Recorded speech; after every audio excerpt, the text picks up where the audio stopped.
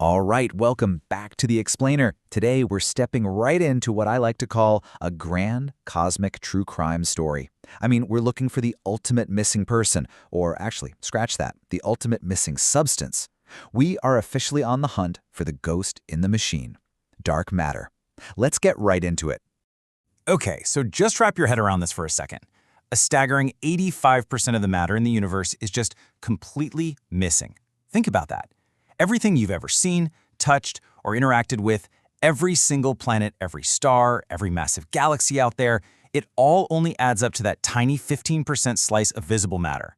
As for the rest of it, honestly, we have absolutely no idea what it is. So that brings us to the obvious fundamental question, right? Where is the rest of the universe? It's wild. You kind of have to frame this massive knowledge gap in your mind as an ongoing scientific investigation.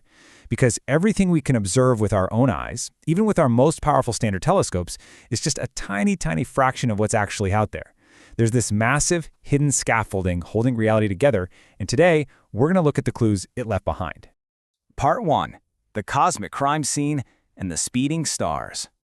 So let's look at the timeline here. This mystery really hinges on a few pivotal moments. Way back in 1687, Isaac Newton lays down the laws of gravity, basically giving us the absolute rule book for how objects in space should behave. But fast forward to the 1970s, and astronomer Vera Rubin notices something, well, impossible. She was observing the outer edges of galaxies and realized that the stars on the very outermost rims, they were moving incredibly fast, like they were moving just as fast as the stars clustered tightly near the dense, heavy center of the galaxy.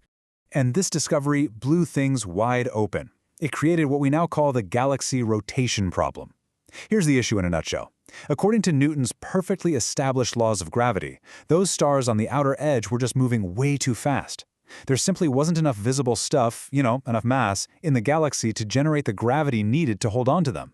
By all accounts, they should have been flung right off into deep space, kind of like water spinning off a wet tire, but they weren't.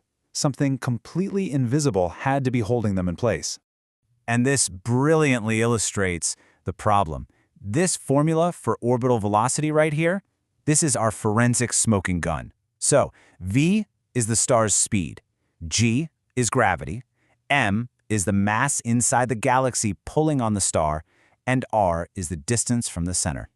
Let's just dust for fingerprints on this math for a second. On the left, you've got what we expected to happen. As a star's distance, r, gets bigger, its velocity v is supposed to drop. Makes sense, right? But look on the right. This is the reality Vera Rubin actually observed. The velocity stays totally flat. Now, if you look back at that equation, if v stays flat while r keeps getting bigger, the math literally breaks down. Unless there is